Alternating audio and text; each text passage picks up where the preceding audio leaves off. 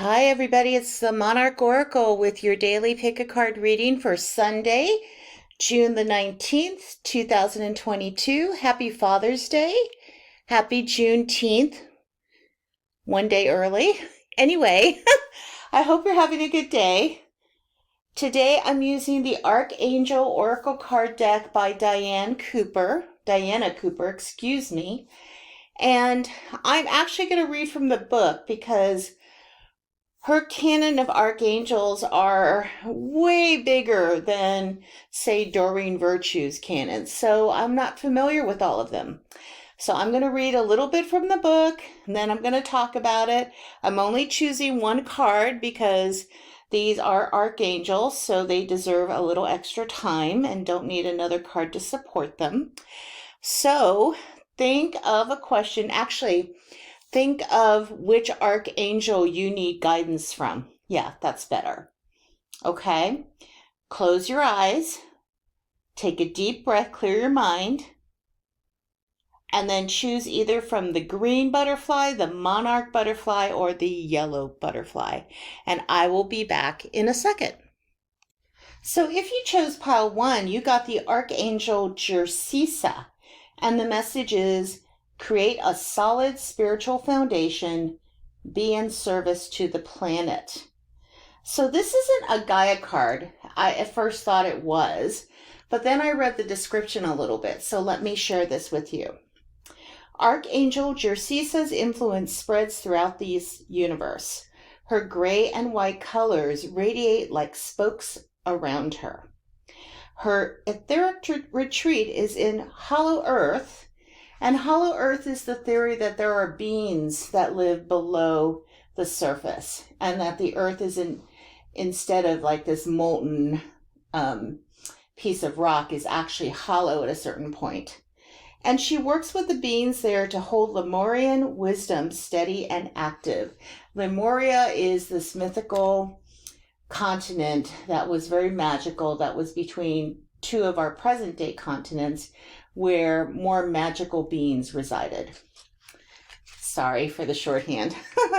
Whenever she is in the universe, she connects to our ley lines. Ley lines are the energetic lines that are below the surface of the earth, and sends white light along them. This helps to keep the whole planet stable and in touch with the latest cosmic news. Archangel Jerusisa is also working with a team of archangels to build an energy grid to connect all the stars, planets, and galaxies for the new golden age. She clears the energy around your Earth Star chakra so that source light can pass through it to the center of the earth, assisting you to create a solid spiritual foundation for ascension. So she's kind of the energetic Earth Mother. She's kind of the archangel that connects us with our light bodies, our light selves. So if you were thinking about an archangel to assist you perhaps with spiritual ascension, going from 4D to 5D, another concept I'm not sure everybody knows about, but basically to raise your vibrational frequencies, you would call upon this archangel to help you do so. So I love that the card, I don't know how well you can see it. I'm sorry. I tried to get as much sunlight as I could for this reading. The image of Stonehenge is right below her. And the reason why that's there is that is a major ley line energy portal in our within our planet. And so that is a place where one can do ascension work. And ascension work was done earlier in our civilization. Okay, this is a very powerful archangel to have with you today, and I hope that I did them justice, but whether I did or not, I hope I did. We need to move on to pile number 2. If you chose the monarch butterfly, the archangel that came up for you is Archangel Christine, and the message is, accept the Christ light, act with wisdom and loving compassion. So the book says, Archangel Christine is the twin flame of Archangel Jophiel and carries the divine feminine light of wisdom and loving compassion. This beautiful golden archangel holds and radiates the Christ light. When your crown chakra becomes fifth dimensional, she places a ball of cosmic wisdom into it, infusing the 1,000 petals with light and attracting beautiful energies to you. Archangel Christine is helping those who are on the ascension path to proceed with wisdom and also to help others onto their path. She shares a retreat with Archangel Jophiel, a glorious etheric golden temple over the mountains of northern China. Together, they are beginning to release some of the wisdom held in the land in the east in order to help the planetary ascension. So I think it's kind of ironic that I have my Kuan Yin statue in the frame. She is very much like Kuan Yin energy.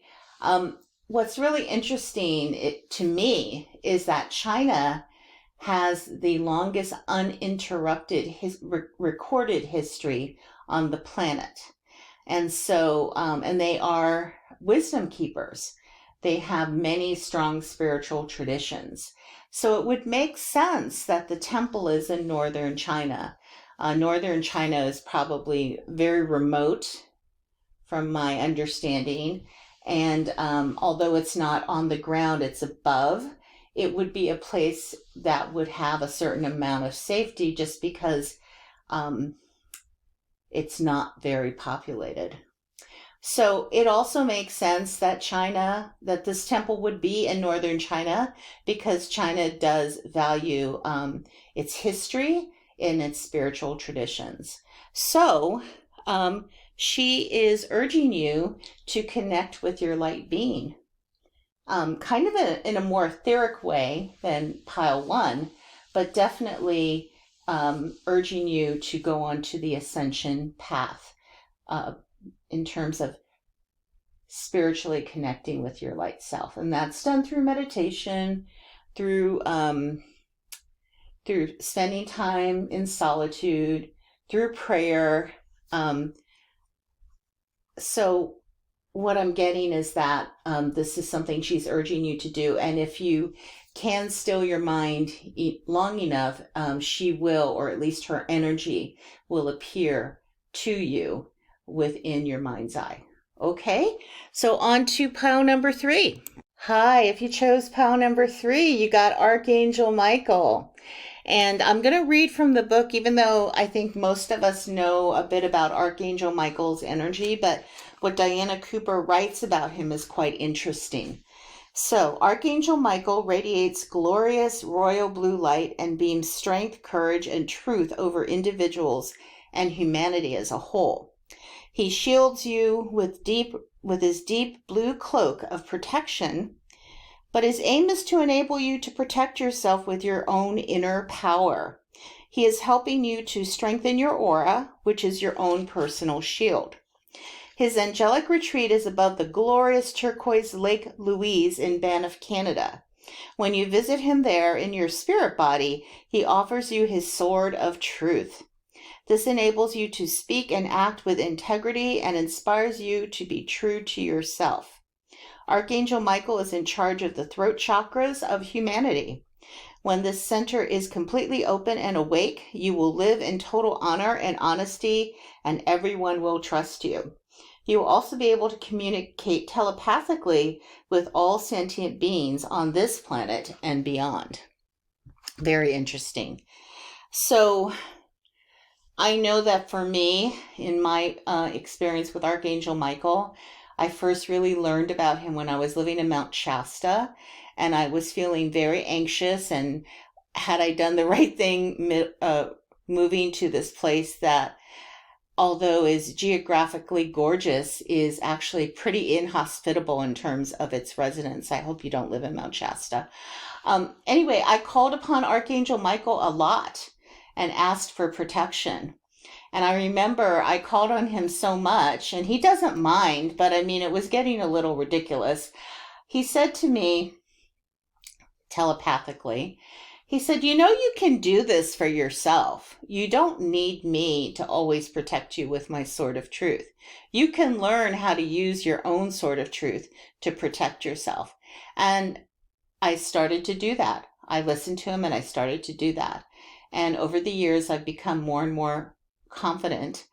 And I really do speak my truth all the time, much to my detriment sometimes, because I have to be perfectly honest. Not everyone is ready to deal with Archangel Michael truthfulness and directness. You know, he's never unkind, but he's very direct, and he makes sure that everyone understands what is happening and going on.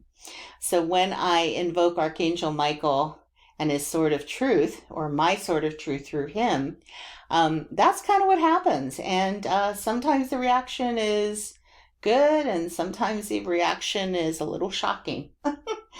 But ultimately, people know that I speak my truth, and people know that I'm coming from a place of love, not of darkness or hatred. So I hope that you enjoyed this reading. It's a little bit different. It put me out of my comfort zone because I don't like looking at the books. But again, this is a deck that I'm really not familiar with. So I hope that you gained a little bit of information from this reading. And I will talk to you very soon with the weekly reading, which I will use a tarot deck for. Okay, talk to you all tomorrow. Bye.